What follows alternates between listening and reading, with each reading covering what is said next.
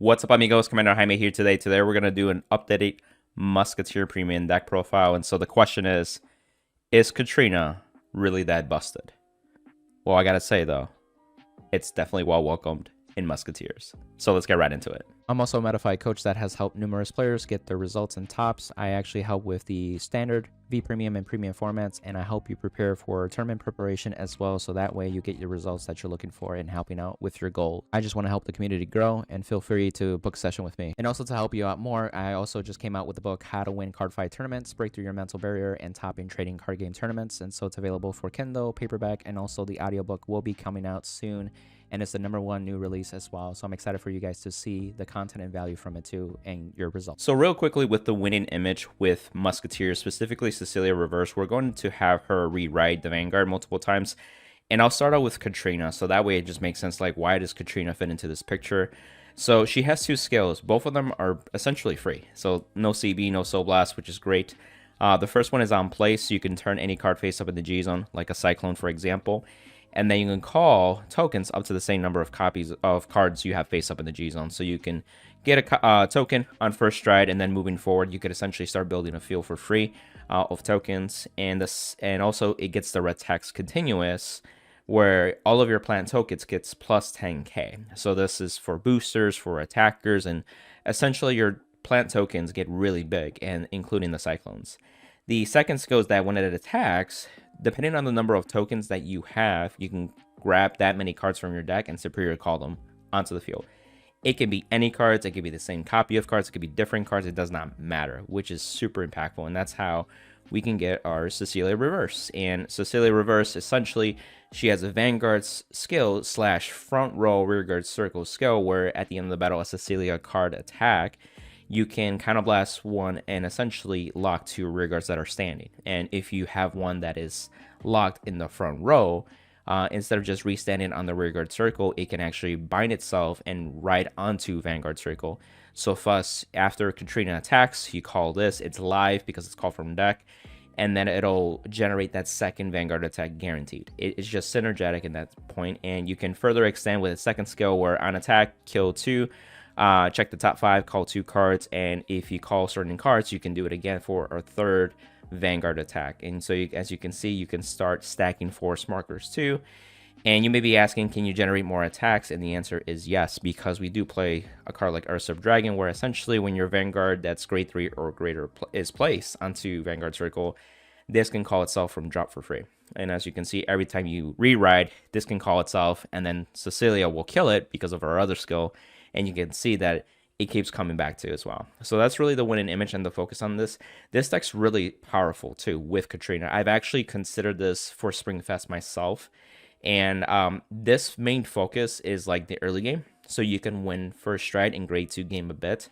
And just explode from there, and also be a little bit greedy on actually deck thinning, and also really making your aggressive turns more aggressive. So let's dive into the card choices now. So right off the back, we are playing 4 copies of Cecilia Reverse. You want max copies so you can see her. Ideally with the Katrina turn, you just need to see one from the deck onto rearguard circle, and then after that, it'll rewrite so you can keep doing the skill. So you want to max my copies on that too. And what's really cool is that essentially when it binds itself and rewrites into Vanguard skill, that skill can reset, right? So if you call another Cecilia card, such as the original one, it'll do the skill, and you'll be able to rewrite a second time for 3 Vanguard attacks. So that's why we're able to play more Cecilia copies and be able to do those types of plays. I would recommend around 6, like a sweet spot. I don't think you need too many Cecilias. There are cards that I included that help dig deeper into your deck, like the top 3, including her top 5 search as well. So that way you have a good chance of going for that 3rd Vanguard attack. But at least you're guaranteeing 2 Vanguard attacks, which is, I want to preface that for sure. So the next grade 3 that we do play is 3 copies of the Usurp Dragon. So I used to play 2, and I know other players have also played 2. The reason that I bumped this up to 3 is because I wanted to see it ASAP. And there's ways that you can call it from the deck with Katrina, including your Cecilia Reverses. But if you could eliminate this card from being searched, your first stride becomes that much powerful, because it's another attack that you can keep attacking. And it's another body that you can use to sack for Cecilia Reverse's top 5 search skill. Also, the moment that you stride with Katrina too, you're still building up your field. So if you discarded this for the cost of stride, it can immediately call itself to field, so that way your first couple of attacks can be the Ursub Dragon, and because you're going to call Cecilia Reverse, you're going to call over these cards and they end up in the drop zone again, so it just synergizes so well moving forward in that same turn. And then lastly, the grade 3 heals. You want to play max copies of these. What's really cool about this is that during your grade 2 game, as I get to it, you can actually call this and activate them, so you can heal damage as well. But they're 10k bodies too, so even in the grade 2 game, they're valuable, so that's why I recommend playing these. They also help you survive the grade 2 game as well defensively if you have them in your hand. It's a great day you could pitch to stride if need be. All your Cecilias, ideally, you want them to stay in deck, so that way you can call them out with Katrina or other cards of the sorts as well. Onto the grade 2s. So we are playing a good amount of grade 2s, and again, I wanted this deck to be able to grade 2 game, but also be useful later in the stride turns. As I get to those cards, that will make more sense. But Sylvia is one of those Musketeer cards that is also generic, so you may have seen this in other Nectar profiles as well. But it's still even more valuable because it's what we use for Musketeers, and other cards can synergize it well. So that way, when it's placed, you can call a token. It's a token generator. You know, if you really think about it, as you ride up, you can start easily building a field, so that way you don't have to commit as much from your hand, and you can preserve your hand at that point too. You can also pair it up with another token generator to make a column on the side, so you have a 10k column, so you can easily have 3 attacks and actually apply pressure that way too. And then during the stride turns, this helps build up a field of tokens with the Katrina turn in your main phase. And during your battle phase, as you call this, for example, with Cecilia Reverse skill where it calls 2 cards, you can call this card and another Cecilia, and when you call this will create a token. So as a result, you now have a Cecilia that's from deck that was newly called, and now you have 2 rear guards that are standing that are able to be locked. So that way you can get to the third Vanguard attack very easily that way too. So this card is very flexible, very helpful just overall. Onto one of my other favorite cards for the grade 2 slot, it's Saud. So Saud is on place, whether it be Vanguard Circle or Rearguard Circle. If you have a Vanguard with Musketeer, you can Soul Blast 1 and retire any Rearguard. And then you check the top 3 and you call a unit from them. And then if it was a trigger, you can actually activate that trigger's effects by paying a Counterblast. So that's where I was talking about earlier, where you can force activate a heal. And if your opponent by then gave you a damage, you can heal back to 0. So it's another way to also win the grade 2 game, is by staying at low damage very easily, so you don't have to worry about, you know, getting to high damage and losing at that point. You could also use it aggressively with crit triggers or the over trigger, so you can activate the over trigger as well to get the 100 million and also the draw power. That's the only benefit that you'll get. But you could also do it during your stride turns and also your G guard plays. There's a G guard that calls cards from hand, so you can call this and potentially activate a trigger defensively during your opponent's battle phase too as well. So it has a lot of synergy. Really, what Saru is good is you can sacrifice some of your tokens or even itself. So this card and another card can actually retire itself for its cost and dig deeper into your deck to deck then. Also build the field that you're looking for, and also dig for Cecilia's in the stride turns as well. So it's just a very valuable asset. And to pair it off is a card, Peony Musketeer Torre.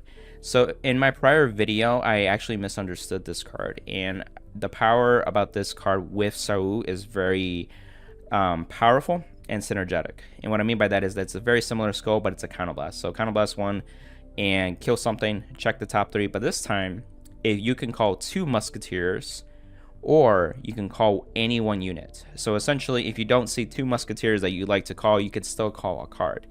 So you may be asking yourself like, well, this is a Counterblast, Sau is a Soul Blast, but it's well worth it if you call enough Musketeers to build a field easily without committing from hand too much as well. So if you think about it, as you ride up with your grade 1, you can generate a token then, right up to your grade 2 with Torah, and all of a sudden you can start building a field with cards you're calling, with a combination of this and Sau as well. And you may not even have to call cards from your hand that turn 2. Or maybe you call 1 and that's sufficient at that point, but you have a field now at this point. So it's very powerful card in a sense. And again, even in the stride turns, very similar aspect where you can set up your tokens or maybe dig for Cecilia Reverses. You can chain these especially too. We have ways to countercharge massively, very consistently. A lot of the Musketeer cards, especially in the grade 1, the crits, and another grade 1 that Torah can actually call because they're Musketeers, and you can get another card like Sau where you can keep digging, pay Counterblast to even activate a trigger, and then because you've used 2 Counterblasts, now you can use cards like the Soul Blast 2 to countercharge 2, or the Crit to countercharge 2, and you refund the entire cost for that, and you have a field, and you can keep going if you really want to in the early game. It can get really nasty, and I think as you play the deck, you'll realize how, like, wow, I can keep going. Is the drive, essentially. The last grade 2 that we're playing is Favila. It's another Musketeer. It's a GB1. The reason with this card is because it gives us resist. So essentially, when your other Musketeer is called into rearguard circle, this unit and that unit get plus 6k and also resist. This is super important because Cecilia Reverse needs to lock a card in the front row to also be able to rewrite to as a new Vanguard. You can protect your Cecilia Reverse, but if they nuke your other front row rearguard before you get a chance to lock it, you won't be able to rewrite as Vanguard. You can restand it as a rearguard, but you won't be able to write into Vanguard. So that's the biggest thing too. I cannot preface that. And it's just like very synergetic because you can call this on the Katrina call. So you call this Cecilia Reverse, and then any 3 or 4th card that you need, whether it be Usurps or the Saul or the Toro. I use Saul sometimes to force activate triggers that way too, to make that turn aggressive. But Favila is well welcome too. And it also gives power, so it makes that Cecilia Reverse column a little more oomph besides just the force marker too, because in the initial you still have that 1 force marker. You haven't ridden yet to get the 2nd one, and then if you haven't done it again, you haven't the 3rd one in a sense. For the grade 1s, we are playing 4 copies of Maiden of Sweetberry V series. So in my prior deck profile, I actually had a split ratio of 2 and 2 with the OG era one. There's a reason for that. So this card on place Vanguard Circle or Rearguard Circle, you can call up to 1 plant token. But then if your Vanguard's grade 3 or greater, you can soul charge as well. So the ideal aspect of this card is a token generator. So on demand, it's on place. It's V series, so it has 10k shield. And then also its secondary skill is that if your Vanguard's grade 3 or greater, it gets a passive 5k. So it's a 13k booster, 13k attacker that can hit by itself if needed. You really make big numbers, so it doesn't matter, especially with the tokens. But the key thing is that it calls tokens. The other version of Sweetberry was specifically used on the Ladislava stride turn, so you can copy your Vanguard, which is Cecilia Reverse, and then Superior call Cecilia Reverse from deck that way. But Katrina calls anything on attack, so we can get the Cecilia Reverse that way. So we don't need the Chimera Sweetberry as much.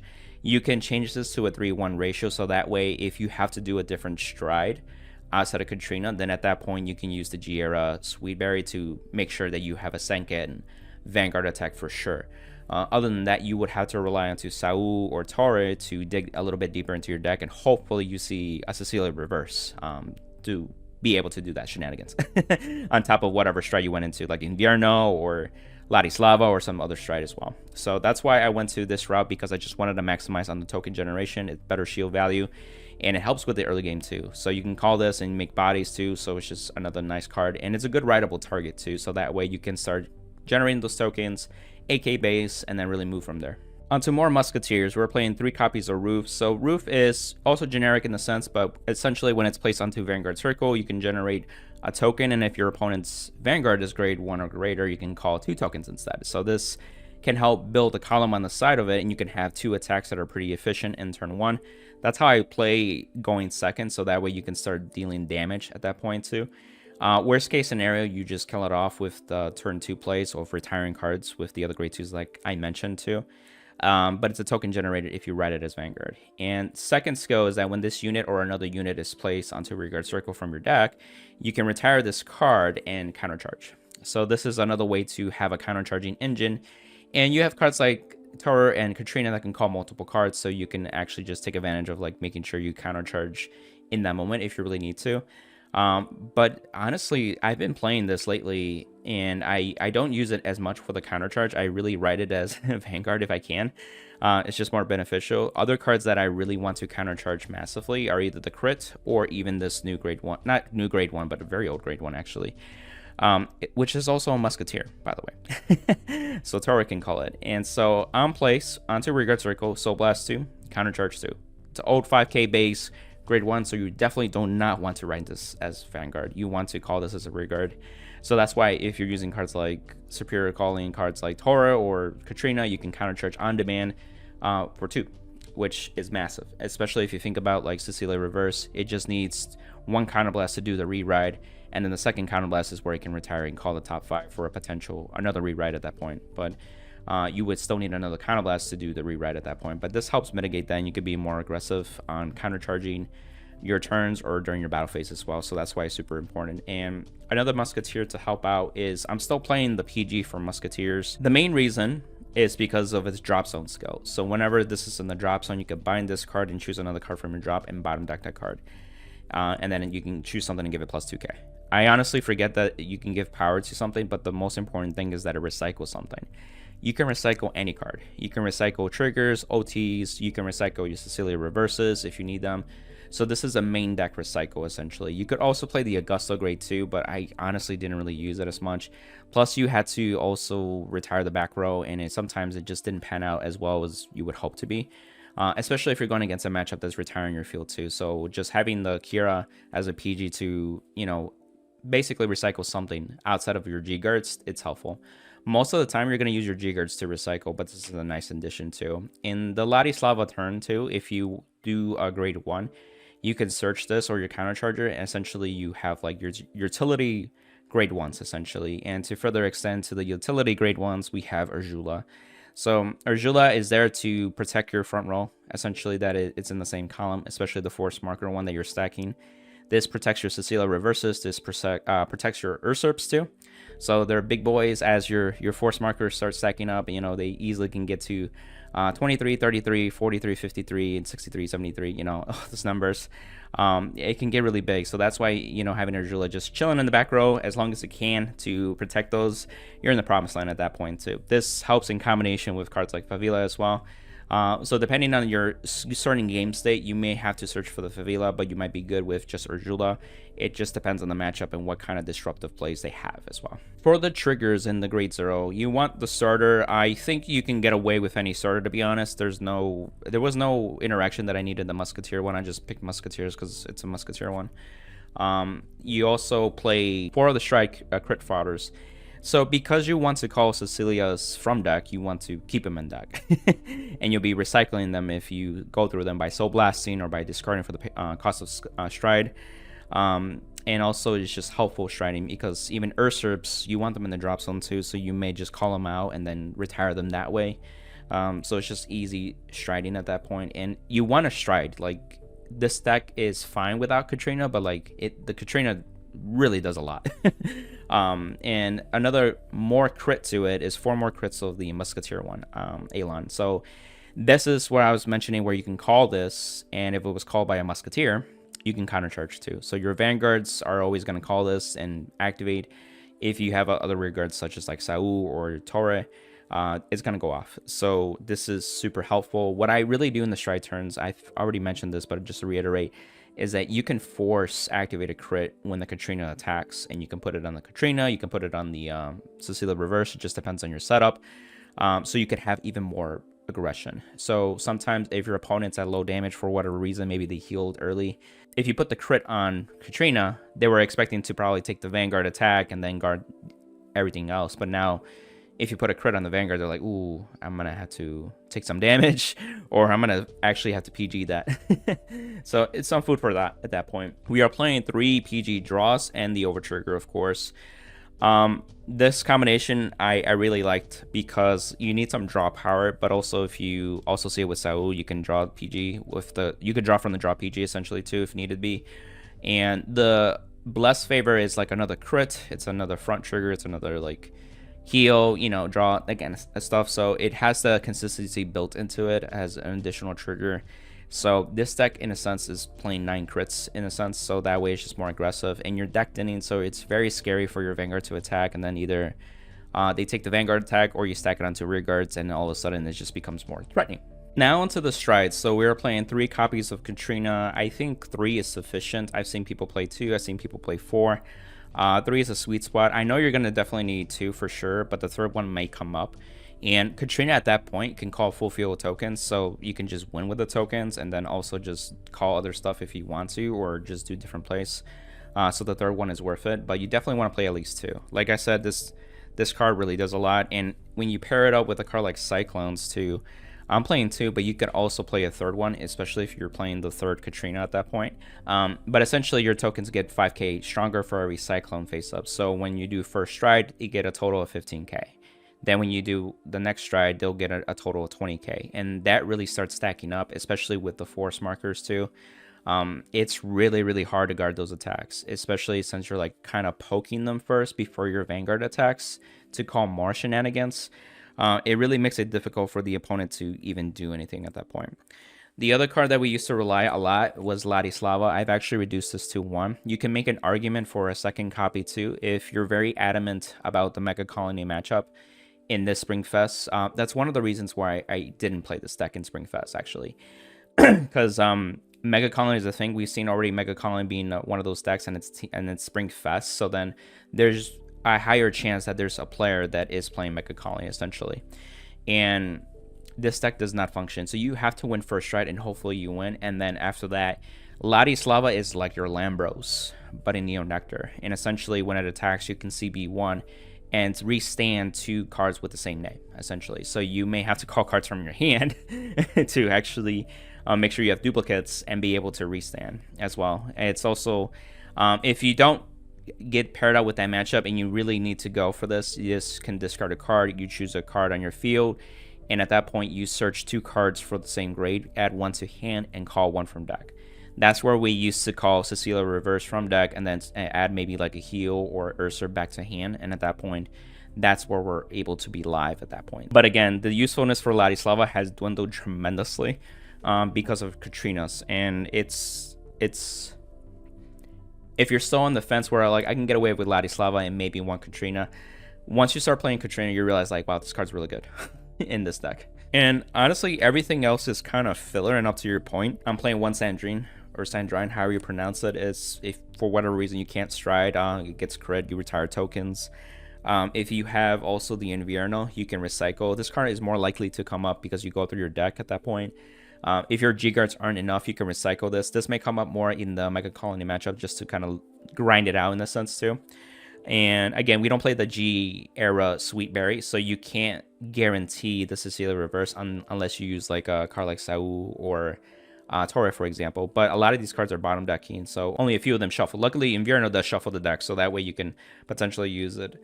Another card that I still play, but it might be filler, is Lieta. So this is essentially Counterblast 1, flip a copy of itself. That's why you play 2. And basically against all the names from your Soul and your Vanguard at that point. So you can search for those cards and call them. And also you can choose 3 of the units and they get plus 3k. But essentially this is a way where if you don't have much in your hand, you can build a field from there outside of Katrina building tokens. So at this point, Katrina is usually better because those tokens are really big anyway. And you reduce the chances of decking out at that point too. Lastly, the stride that I'm playing is also Zoa. Zoa, again, if you have this awkward position where you can just Counterblast 2, call something, and if you hit, you win at that point. So this is relevant if you're like low on deck at that point and you can't even attack with your Vanguard. You might as well go into this and have your Vanguard attack big and hope for win. Or if your opponents are very low damage, and again you have that situation where if there's no way they can PG this or guard this, then you still win at that point. So don't discount Zoa is what I'm saying at that point, but it's something that you can always change up in your lineup as well. Onto the G-Guards, we're playing 2 copies of Robertina. This is probably the G-Guard that you would use often, and so essentially this lets you choose up to 2 total normal units from your Regard Circle or your drop zone, and then bottom deck it, and then you can countercharge 1 and also get plus 15k shield for this. So it's 30k shield that recycles, like countercharges at the same time. This is a really good G-Guard overall, so I would recommend to at least. And then the next card that you go into is Rain Breath. You can play a second Rain Breath if you want to, but I feel like with my build, 1 is sufficient. I would only consider the second one if I was playing Hanali, and I plan to do like the Hanali play during their battle phase, so I can call it from hand at that point. But you know, more than likely I use the recycle one, and then this can come up and I maybe want to do like a Saul, hope for a trigger kind of interaction to make it easier to guard at that point. It just really depends on your setup. You have Antero, big shield when you have 1 or less or 4 or more. You have the GB1 flip as well. So if it's different shield at that point too. So in this part of the video, I want to show you like a ride progression just to see how this goes from the early game into the stride turns and really start putting the picture together. It can be challenging just seeing a list and then like, oh, I get what he means. So like, it's better just to show and tell at this point. So this is an example hand. I'm gonna draw into this. Wow, an OT. It happens, right? Let's say we're going first, and so on right we draw a card. This will generate a token. Put it somewhere in the back row. It doesn't really matter. And then let's say they give us 1 damage. So this will be our 1 damage here. And then going into our turn, we draw a card here. So we have a couple options. So we have both Torre and Saul. So we do have a counterblast. We do have a soul to work with. If you want to commit less, you can call this, essentially. If you want to potentially get a trigger and heal, or just a trigger in general, you could do Saul if you want to as well. In this case, I'm going to go with her just as an example. So you'll counterblast 1, retire the token, and then check the top 3, and we got only 1 Musketeer. So this is where it's a different situation. So you can actually call the grade 3s immediately. This is another way, you can bottom deck as well, to get Usurp out of the deck too. So as you can see, I already have him out of the deck. You can then further chain with a Saul, and as I mentioned, you can actually Soul Blast, retire itself for the cost, check the top 3, and call something else. And so you have a couple options. If you want to call the crit trigger, activate it in countercharge, and then you can do it again. Let's say we do that. How about that? Let's just see if we can extend at this point, and then bottom deck the rest. You'll countercharge 1, and then this is where you can call another Teru. You can counterblast 1, and then I'm assuming I might call a column, so I'm going to retire itself. And ooh, would you look at that? That's a better one. So we have Musketeers. Assuming that we're staying under the grade 2, I'm just going to stay without worry about counterblasts. So I'm going to call this here and call this here, and then bottom deck the rest. And you can generate 2 tokens if you want. You can do, what I would recommend is generate the tokens early on, so that way they're just kind of chilling there. So that way, once you go into your strike turns, you still have some, and then Katrina can get you more tokens to call more on the battle phase too. So here's an example field. So you have 18, 18, and 15. So if they're at grade 1, which they are, if you want, you can attack with the Vanguard first, assuming that you haven't seen the old OT, but it's also the weakest one. So you can do that, and if you get a trigger, we do. So you can crit if you want and power here, and then at that point you can boost and attack. So this already gives you 3 attacks. This potentially puts them to 2 to 3 damage, if not 4, depending on what they have. But, you know, the crit does help as well. But as you can see, I was decked in too, so that you're more than likely to drive check triggers too. So don't be like, oh, he got lucky with a crit or something. But no, you're decked in. So it actually matters. And so let's say they try to attack. And so this is your hand, really. So you can guard with a couple cards if you want to.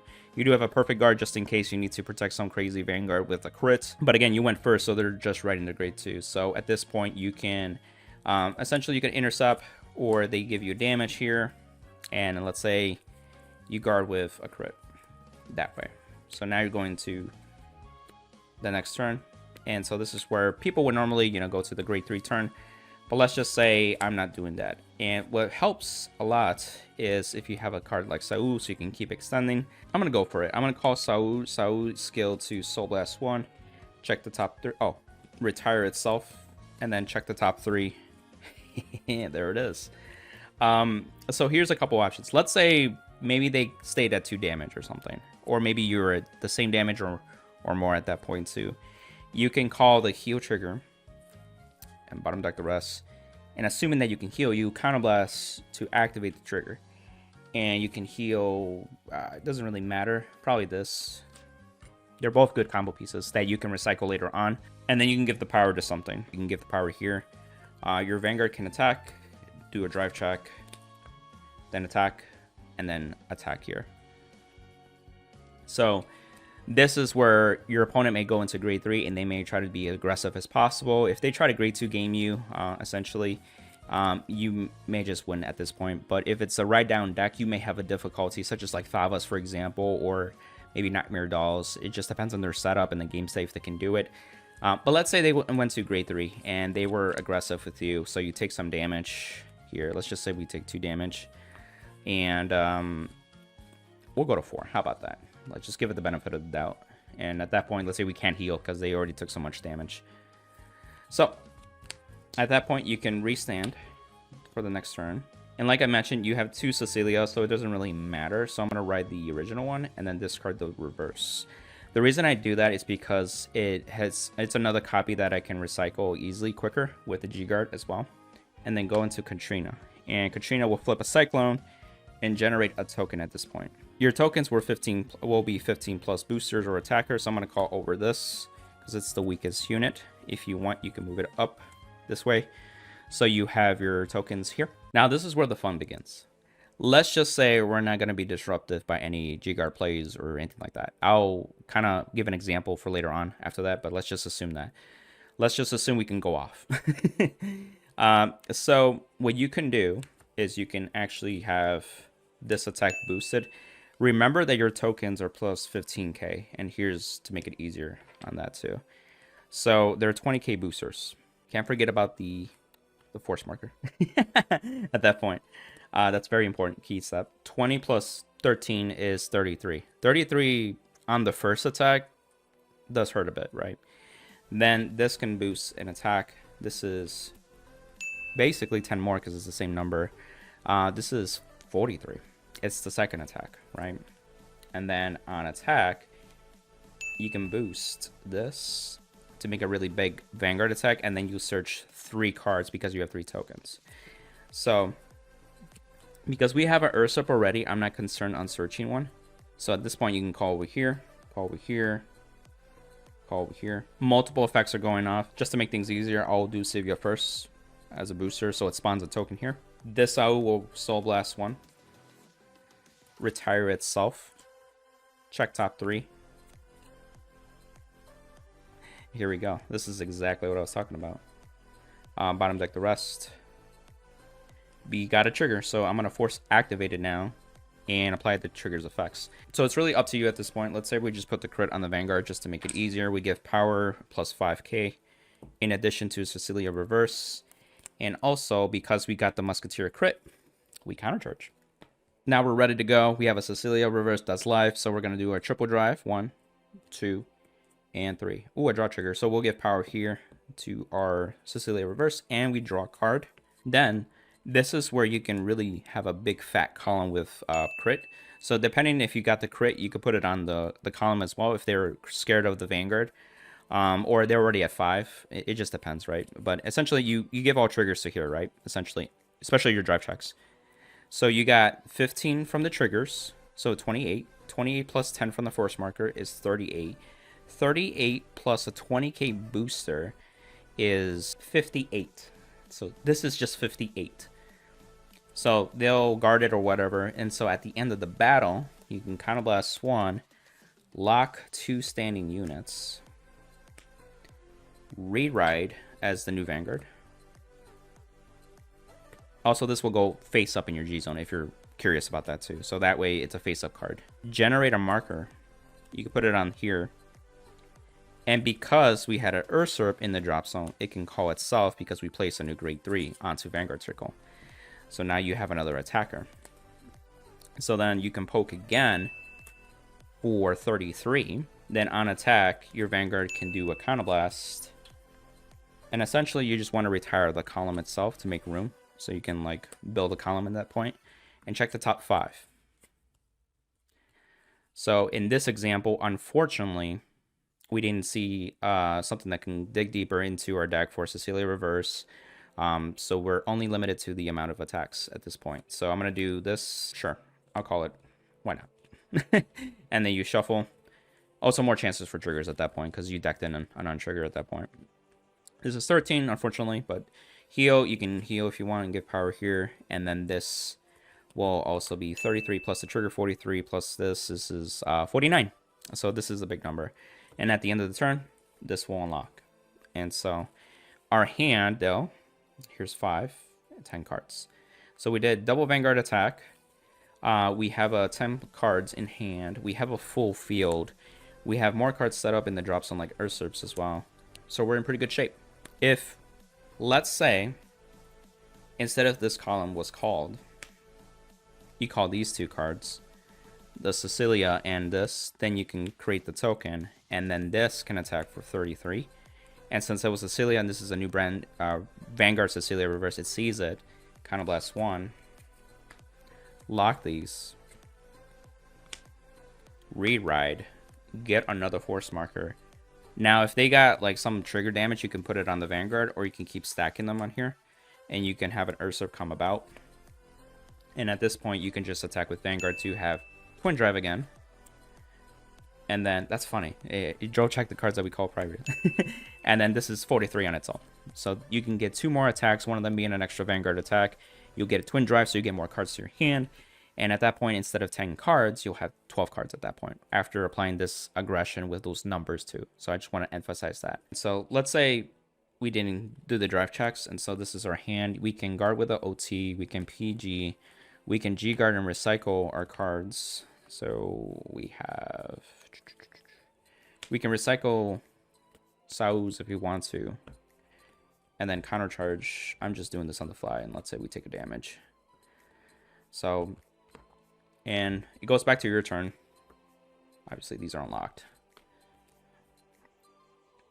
And you draw a turn. You may have intercepted too.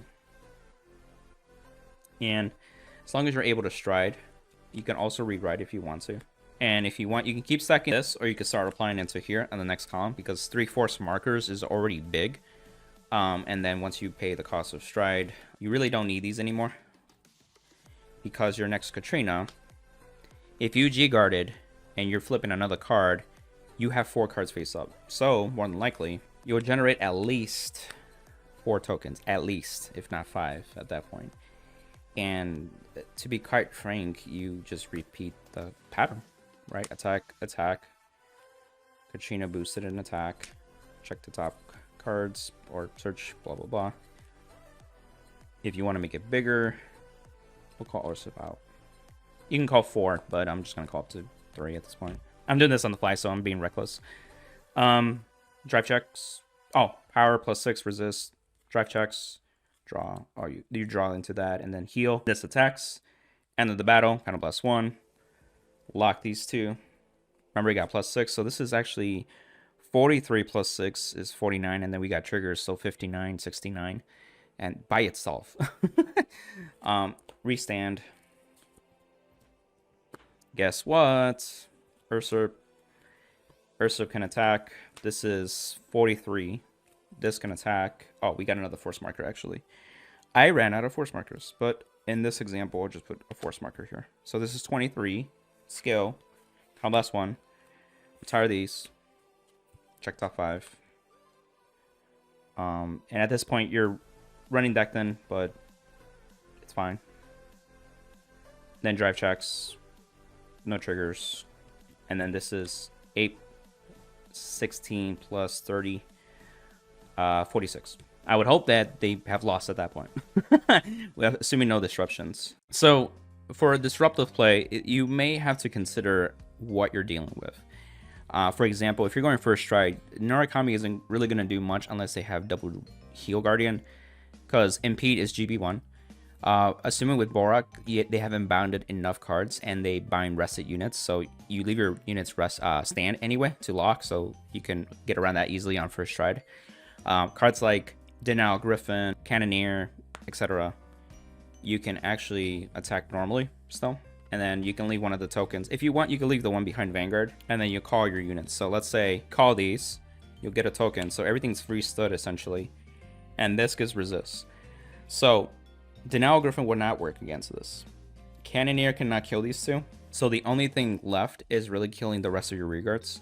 And that could be like Nightmare Dolls, for example, if they have the G-Guard that shows into Soul, or maybe like a Brilliant Blister that force rests something. So let's say that happens, essentially. They get rid of something. You do your drive checks. This will attack unboosted. Do your skill. Ride. Get another force marker. Lock these, of course.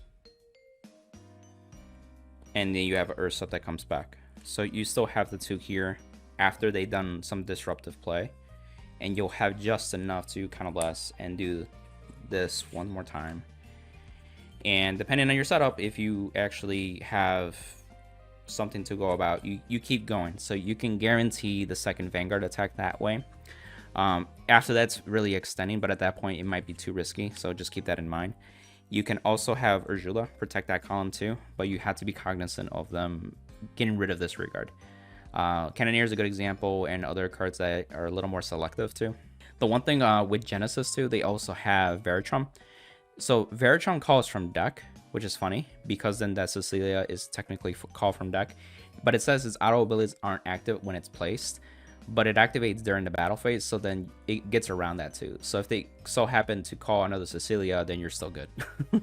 Just so you know. Also be wary about cards that reduce crit, such as like the Genesis G-Guard or the Grand Blue G-Guard Oriana, for example. So they can reduce the crit on your Vanguard or also on your column. So it may not necessarily retire it, but it makes that attack useless at that point. Lastly, think about like G-Guards like Defeat Flare, where they need Overlords in the drop zone, and also cards like Grysfort, where it's Vanguard to Vanguard. Just be cognizant of that. You can just, like for example, for Grysfort, you can get around it by just attacking a rearguard with Katrina, for example.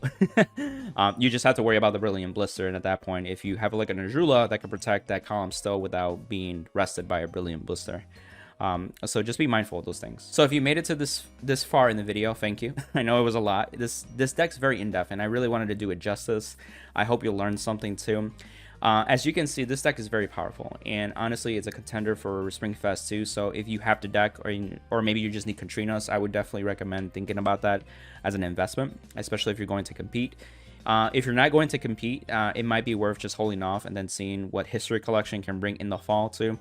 At that point, the meta game is more than likely going to change drastically too. But I still feel like Katrina is going to be relevant for Neo Nectar because honestly, the other strides in Neo Nectar are more utility based. They don't really do much. In fact, Cecilia Reverse is part of the reason why I even consider picking Neo Nectar, because it brings more Vanguard attacks for stacking, and you can have more aggression through that rather than relying on the strides themselves in the G zone. Katrina just adds to that benefit. It makes a powerful deck. In fact, it's created the INS deck to be more consistent, more powerful, and some other Neo Nectar lines too, such as Asha, for example, too. So it's well invested if you like Neo Nectar for sure as a clan as a whole. I'll wrap up with some other closing thoughts too, with like cards like why don't you play Hanali, for example. You can play Hanali. I would recommend playing Hanali, a Dismal, and then also a second Rain Breath, so that way you can have the maximum usage of Hanali. The Dismal is because if you want to call Hanali and an Ursula during the Katrina call, you can have the Hanali in front and also the Ursula in the back, so that way Hanali cannot get chosen by effects.